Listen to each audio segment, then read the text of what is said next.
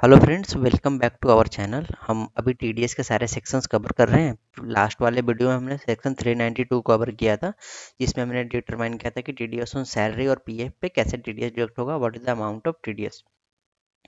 अभी हम डिस्कस करेंगे 393। 393 में जो सेक्शंस हैं, चलिए उसको डिस्कस करते हैं।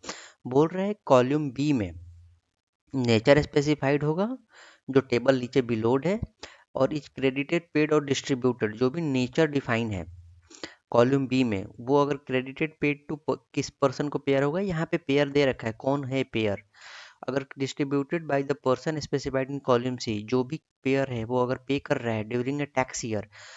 टैक्स ईयर में अगर during a tax year in the sense कि पहले प्रीवियस ईयर और असेसमेंट ईयर होता था, अब टैक्स ईयर ही है, तो अगर कोई टैक्स ईयर में आप पे कर रहे हो टू ए रेजिडेंट, मतलब सेक्शन 393 पूरे रेजिडेंट के टीडीएस को डील करता है। पहले बहुत सारे सेक्शन होते थे, 94C और भी बहुत सारे सेक्शन थे, 94J। उन सबको क्लब करके एक ही सेक्शन करा गया है और टैबुलर फॉर्म में है यहाँ पे कि कौन सा टेबल है, कौन सा टेबल नंबर अब आपको देखना पड़ेगा, और नीचे explanation to resident the person responsible for paying, date is the column C में जो भी पर्सन है जो रिस्पॉन्सिबल फॉर पेइंग है वो टीडीएस डिडक्ट करेंगे, ठीक है। और सबसे सब क्लॉज ये बोल रहा है कि वो इंटायर अमाउंट पे करेंगे जैसे ही वो थ्रेशोल्ड से एक्सीड करेगा। ऐसा नहीं है कि अगर 20,000 का कहीं थ्रेशोल्ड लिमिट प्रिस्क्राइब्ड है तो आप जब भी लिमिट एक्सीड करेगा 20,000, तब आप एक्सीडिंग लिमिट पे ही पे कर रहे हो। लेट से 50,000 पे कर रहे हो, तो आप ऐसा नहीं कि 20,000 का लिमिट पहले थ्रेशोल्ड का माइनस कर रहे हो फिर आप 30,000 पे टीडीएस डिडक्ट कर रहे हो, ऐसा नहीं है। आपको ना पूरे 50,000 पे टीडीएस डिडक्ट करने हैं। और रेट और थ्रेशोल्ड दोनों कहाँ प्रिस्क्राइब्ड है, कॉलम नंबर डी में, at the rate specified in column number D. और जो क्लॉज सी है वो बोलता है कि पेमेंट और credit which ever is earlier, और सब्जेक्ट टू, मतलब कुछ एक्सेप्शंस हैं अपने 4, 5, 6, 7, 4, 5, 6, 8 और 9। तो चलिए, पहला है अपना कमीशन और brokerage.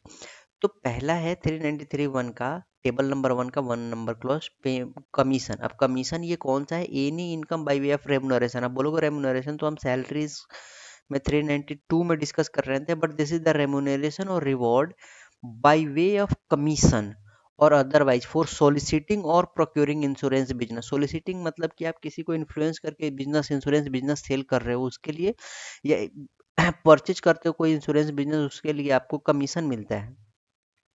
Including relate business relating to continuous renewal और रिवाइवल ऑफ इंश्योरेंस पॉलिसी। मतलब पहला जो क्लॉज है, क्लॉज 1, वो डिस्कस करता है स्पेसिफिकली कोई भी रेमुनरेशन और रिवॉर्ड मिलता है या तो इंश्योरेंस प्रीमियम को बेचने के लिए या इंश्योरेंस प्रीमियम के रिन्यूअल के लिए, या इंश्योरेंस प्रीमियम के कंटिन्यू होने पे। जैसे आपको कंटिन्यू 3 मंथ 6 मंथ पे करना रहता है, मंथली भी पे करना रहता है, तो उस पे भी जो कमीशन रहेगा उस पे टीडीएस जो डिडक्ट होगा वो 393 के वन फर्स्ट क्लॉज में रहेगा। और उसके लिए लिमिट कितना है, 20,000 का, मतलब 20,000 तक अगर टीडीएस पेमेंट अमाउंट का पेमेंट है ड्यूरिंग द ईयर तो कोई टीडीएस डिडक्ट नहीं होगा। अगर एक्सीडिंग 20,000 है तो टीडीएस डिडक्ट होगा एट द रेट ऑफ 2%। अभी तो ये रेट इन फोर्स है, but currently the rate in force is 2%, ठीक है। क्लॉज 2 में एनी अदर कमीशन है, आप देखो स्टार्टिंग है, any income by way of commission, any income by way of commission not being in insurance commission, because insurance commission हमने specifically ऊपर cover कर रखा है। और brokerage, in brokerage is covered, any income by way of commission और brokerage, कोई भी payment करते हो आप तो इस पे रेट क्या रहेगा, 2%, और थ्रेशोल्ड कितना है, 20%।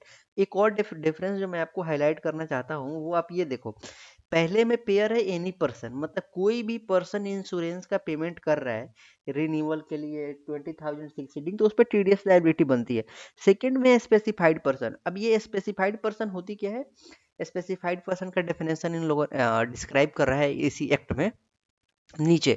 तो specified person means any person, कोई भी पर्सन जो इंडिविजुअल एचयूएफ नहीं है।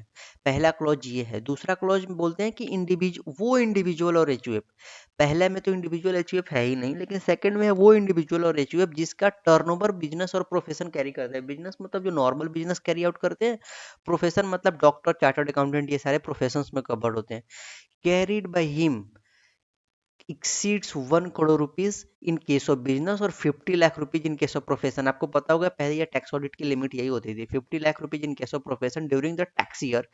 Immediately preceding the tax year which such income some is credited, मतलब पिछले साल का आप देख लो कि इनकम अगर स्पेसिफाइड पर्सन है, मतलब इंडिविजुअल एचयूएफ के पिछले साल का, जैसे अगर 26-27 में आपको टैक्स ईयर में टीडीएस डिडक्ट करना है तो 25-26 में आपको देखना रहेगा कि अगर उनका turnover from business 1 crore exceed कर रहे हैं, और अगर वो प्रोफेशन में इंगेज है तो 50 लाख से ऊपर है, अगर वो पेयर है तो उनको टीडीएस डिडक्ट करने की लायबिलिटी आती है। तो होप आपको समझ में आया होगा कमीशन और ब्रोकरेज पे कितना टैक्स सेक्शन, कौन सा सेक्शन लगेगा, कितना लिमिट है और कितना रेट है, कौन से पर्सन है और कौन से स्पेसिफाइड पर्सन है। इस मतलब सीरीज के वीडियो को हम आगे भी कंटिन्यू करेंगे, हम सारे इंटायर टीडीएस के सेक्शंस कवर करने वाले हैं। होपफुल, अगर आपको इन्फॉर्मेशन लगे तो please do like, share and subscribe. Thanks, bye bye.